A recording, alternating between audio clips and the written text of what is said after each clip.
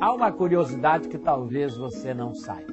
Um filósofo e matemático chamado Leibniz definiu música assim. A música é um exercício de aritmética secreta. E muitas vezes aquele que a ela se entrega não sabe, não percebe que maneja números. Se nós recuamos, digamos, alguns milhares de anos, talvez vamos encontrar um homem na caverna que pintou lá um bisão, pintou um bicho qualquer. Talvez seja a primeira manifestação da arte. E qual foi a primeira manifestação da ciência? Registra-se como sendo a de Pitágoras, novamente um filósofo e matemático, que por volta do século V a.C., esticou uma corda e viu que ela produzia sons. Depois pegou a quarta parte, a metade, os 3/4 e criou uma escala musical. E novamente falou sobre música e número. Manejando frações, fez música. Não é interessante? O primeiro experimento científico da matemática foi numa arte, a música. Música e matemática, arte e matemática são expressões da beleza que o homem persegue e segue construindo.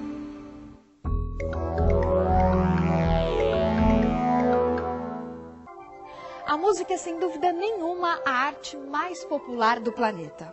Mas o que pouca gente sabe é que por trás de um chorinho ou de uma complexa sinfonia de Villa-Lobos, existem relações matemáticas muito simples que ajudam a formar, ao lado do talento dos homens, o edifício sonoro da nossa música.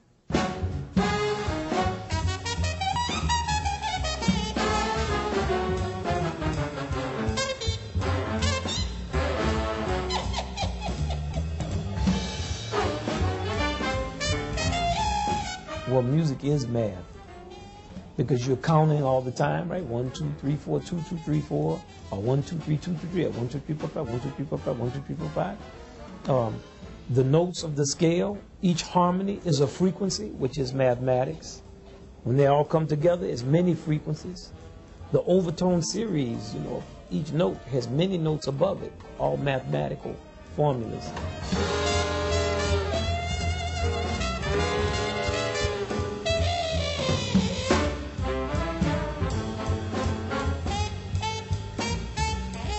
The spatial layout of music, like, is the music 32 bars or is it 400 bars? It's like geometry. Many different types of music. When you talk about a groove, like the samba groove, many different rhythms against one another. It's like math. Each rhythm represents a number and how the numbers interlock. So music is math.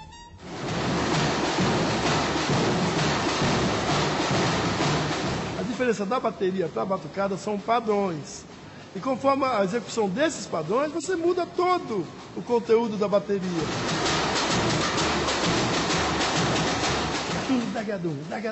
Isso é um padrão de ritmo. Daqui a pouco, é automático, cabeça, boca.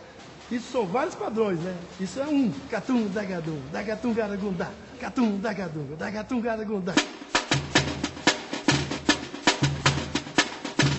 Catum, garagadum, catum, garagundá.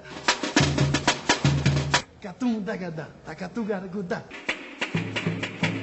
A batucada é infinita. A batucada você bate na porta, bate na barriga, bate na mão, bate no pé.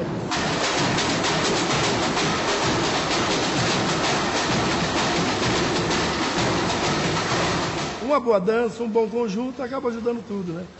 A função da bateria ela é essencial. Se não, é a mesma coisa que fazer um baile sem orquestra, né? Todo mundo surdo. Samba era o nome que se dava às festas que os negros realizavam no Rio de Janeiro no início do século XX. A escravidão tinha acabado há menos de 30 anos. E assim como o candomblé, suas manifestações religiosas, a música samba também era proibida.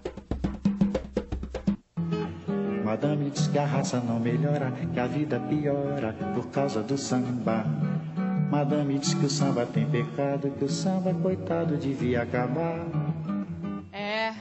Não é de hoje que músicas rítmicas como o samba, que excitam os nossos sentidos e mexem com as nossas emoções, são perseguidas. Essa história começa há muito tempo, lá na Grécia Antiga.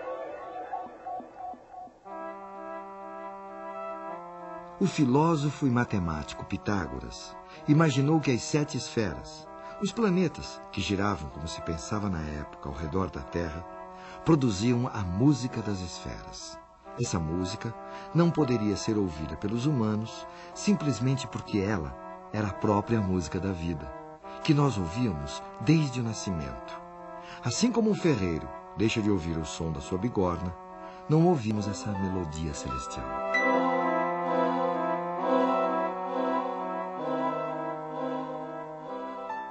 Um outro filósofo grego, Platão, tomou 2 séculos depois a música das esferas como modelo ideal do cosmos e também da vida em sociedade.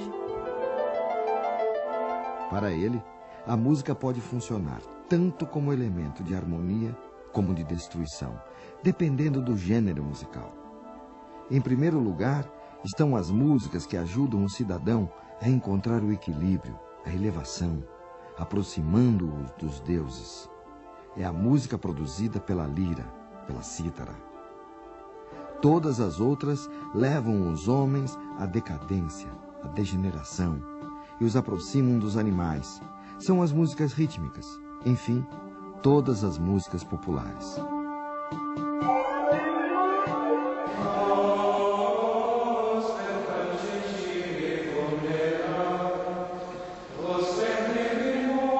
Em linhas gerais, a gente podia dizer que o canto gregoriano, ele é antes, acima de tudo, palavra cantada, né? E não qualquer palavra, palavra de Deus cantada.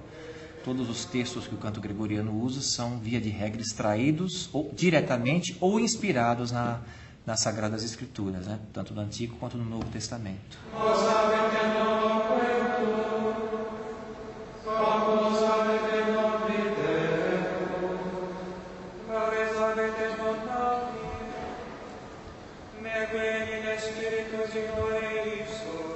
Você tem uma melodia única que é cantada igual por todas. Ela é cantada por todo mundo, né? Nós, por exemplo, nos nossos ofícios, nós cantamos a mesma coisa sempre, todos juntos, não é? E o ritmo do canto gregoriano, voltando à sua definição, que a palavra cantada é dada pela palavra, né? Nós podemos rezar de diversas maneiras, né?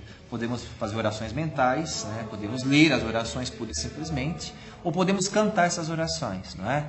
Então, nós vemos no canto uma forma mais perfeita, por assim dizer, de orar. O canto gregoriano se esforçava em deixar de fora toda e qualquer possibilidade de ruído ou combinação desagradável aos ouvidos, buscando assim uma suprema harmonia que, pouco a pouco, as vozes dos monges encontravam através do uníssono.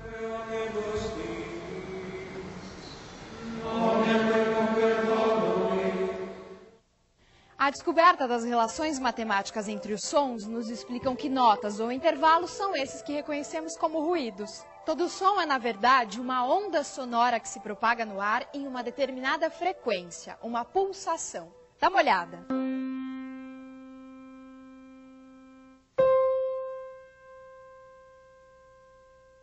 O som produzido pelos nossos passos são uma frequência. 3 passos por segundo. 4 passos por segundo, 5 passos por segundo e assim por diante. Se pudéssemos ouvir 440 passos em 1 segundo, teríamos este som. Esta é a nota Lá. Essa frequência é de 440 Hz, que significa 440 pulsos em 1 segundo. Todas as outras notas musicais são também frequências. Quando tocamos 2 desses sons juntos, estamos, na verdade, combinando frequências distintas. Neste caso, temos 2 notas Dó, uma mais grave e outra mais aguda. Vamos reduzir as frequências igualmente de maneira que possamos ouvir as pulsações como passos. Para cada passo deste Dó, 2 passos deste outro. Portanto, uma mesma nota, mais grave e mais aguda, tem uma relação matemática de 1 para 2. Se combinarmos o Dó com um Sol, teremos isso. Para cada 2 passos do Dó, 3 do Sol. A combinação de um Dó com um Fá gera a fração de 3 para 4. Esses são os intervalos mais agradáveis ao ouvido humano. São formados por frações simples. 1 para 2, 2 para 3, 3 para 4. Agora, veja só esta combinação. Um Fá com um Si. Uma grande confusão, não é mesmo? Um intervalo de 32 para 45. Elas começam juntas e só vão se encontrar depois de 32 passos do Fá e 45 do Si.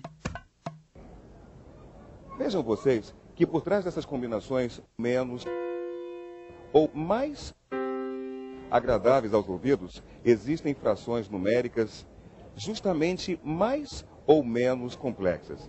E essas frações complexas é que foram evitadas nos cantos gregorianos. E ainda fez com que a igreja, na Idade Média, proibisse a sua execução. E elas ficaram conhecidas como diábolos em música, o diabo na música, ou apenas trítono. Trítono, o diábolos em música, é na verdade a combinação de 2 sons que tenham entre eles 3 tons inteiros. Num piano fica fácil de ver. Entre uma tecla preta e uma branca, temos meio tom. Se pegarmos um Fá, por exemplo, meio, 1, 1,5, 2, 2,5, 3. Entre um Fá e um Si, temos um trítono. Para entender isso melhor, teremos que dar um novo passeio pelo mundo grego e conhecer um pouco mais o trabalho do filósofo e matemático Pitágoras. Mas isso no próximo bloco.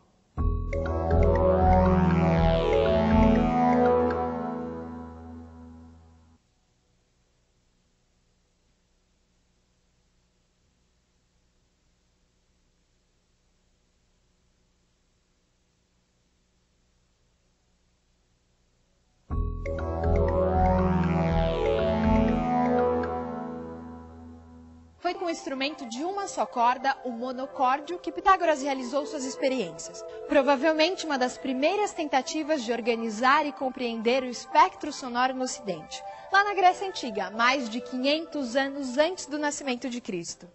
Pitágoras percebeu que o som produzido por uma corda esticada e pela sua metade eram reconhecidos pelos nossos ouvidos como sendo o mesmo som, mais grave e mais agudo. É como se ele fosse produzido por um homem. Ou por uma mulher ou criança. Mas ao fazermos vibrar uma terça parte dessa corda, um novo som aparecia. Tocados simultaneamente, esses sons produziam uma agradável combinação ao ouvido humano. Dividindo sucessivamente essa corda em sua quarta parte, quinta, sexta e assim por diante, Pitágoras foi organizando matematicamente o espectro sonoro e encontrando as relações matemáticas existentes entre os sons das muitas escalas, das mais diversas regiões e épocas da civilização grega. Muito provavelmente foi partindo de um raciocínio semelhante que nasceram as escalas musicais em outras culturas. Se o som produzido por uma corda e o som produzido por essa corda, reduzida a uma terça parte, produzem uma combinação agradável, o que aconteceria se, repetindo o mesmo raciocínio, também dividíssemos esta corda que produz esse novo som em 3? Um novo som surgirá, que combina perfeitamente com esse segundo e também com o primeiro. E foi provavelmente assim que há muitos séculos atrás, algum músico chinês, colecionando sons a partir das sucessivas divisões do som original, começou a criar uma escala musical, até que ele se deparasse com o 6º som produzido por essas sucessivas divisões.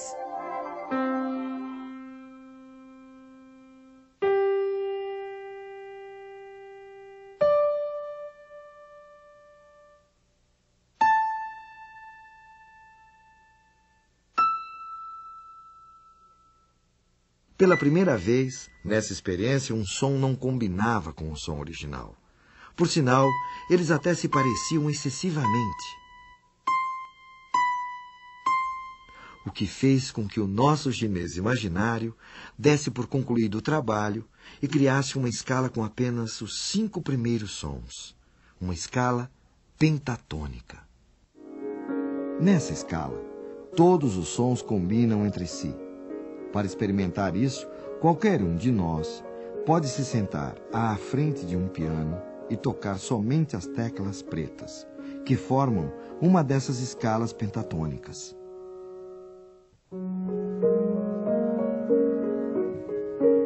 A escala pentatônica é a escala da música oriental, especialmente da música chinesa, japonesa e dos hindus. E é uma escala onde todos os tons têm uma relação matemática idêntica entre si.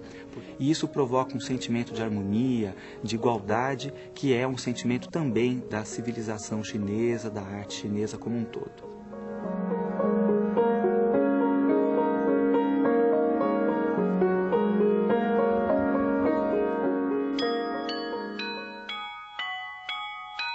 Aquele sexto som encontrado pelo nosso chinês também traz uma relação matemática complexa com o som original, de 15 por 16.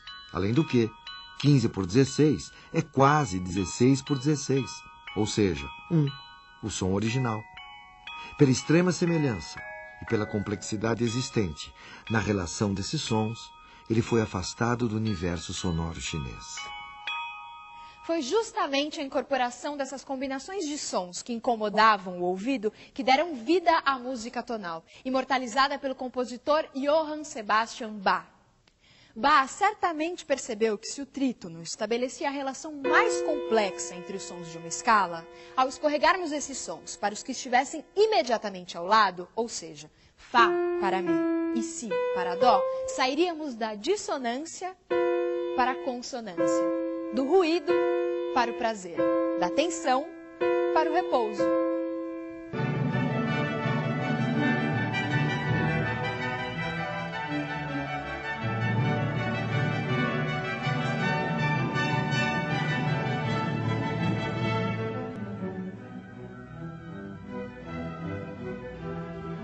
Bach, na prática, procurou unificar todos os conhecimentos que ele obteve a partir dos compositores franceses, italianos e dos alemães, gerando uma espécie de sistema lógico de composição.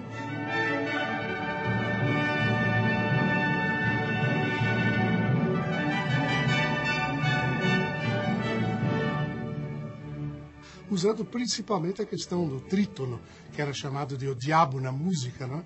Porque ele gerava instabilidade no discurso musical, incentivava as emoções profundas, o que os religiosos da época principalmente abominavam. E ele trabalhava com o trítono para gerar instabilidade musical, portanto tensão musical, e com as melodias para gerar a parte estática da música, a parte contemplativa.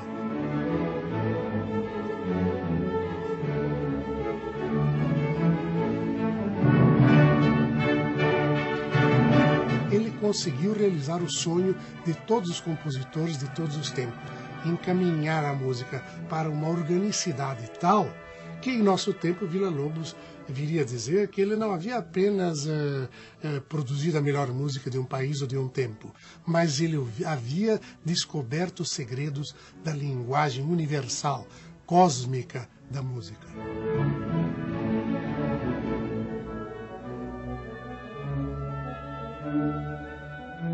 Meu caro amigo, eu sempre tenho prazer, quando eu faço uma coisa, eu tenho prazer.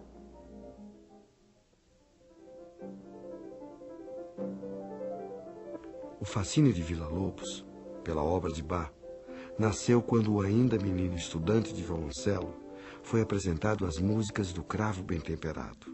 Anos mais tarde, Villa compõe as suas Bachianas Brasileiras, que teve a obra de Bach, ao mesmo tempo como fonte de inspiração e alvo de homenagem.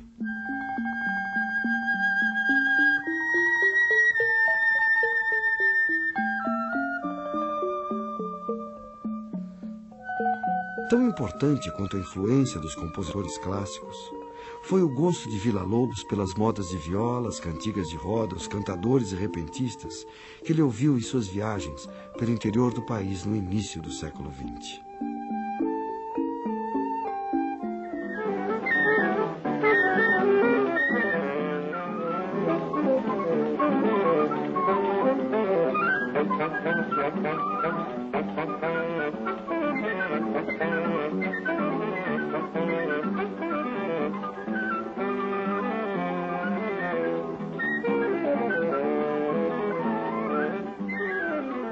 Villa-Lobos se inspirou também na música praticada nas ruas e praças do Rio de Janeiro, compostas e executadas pelos chorões, músicos populares que tocavam nos bares ou em festas da cidade. Tal interesse o levou a estudar violão escondido de seus pais, que não aprovavam sua aproximação com os autores daquele gênero, considerado marginal.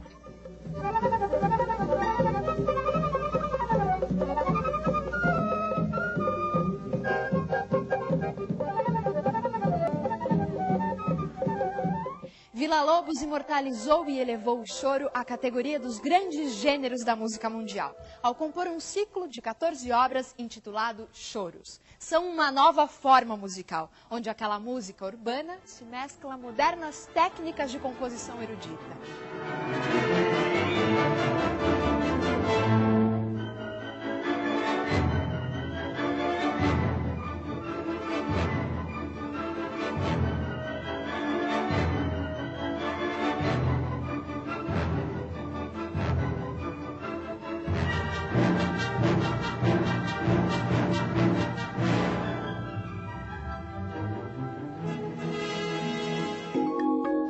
Não sei se você sabia, para Pitágoras, a beleza está associada à simplicidade da representação matemática. Por exemplo, o cubo era para Pitágoras a expressão a 3 dimensões mais bonita que ele podia conceber. Já no plano, o círculo e a sua harmonia era o que havia de mais belo. Ele gostou tanto dessa sua ideia que chegou a dizer: tudo é número. Isto é, ele queria dizer que todas as relações possíveis podiam ser expressas por uma relação matemática. E quanto mais simples fosse essa relação, mais bela seria esta expressão. Realmente, se nós olharmos bem as relações em diversas ciências, elas são tão mais belas quando a expressão matemática que as exprime é simples, singela, objetiva, fácil de entender. Não sei se ele tinha razão em dizer tudo é número, mas uma coisa nós não temos dúvida. Em se tratando da música, quando fala da harmonia, da beleza, ele andou bem perto.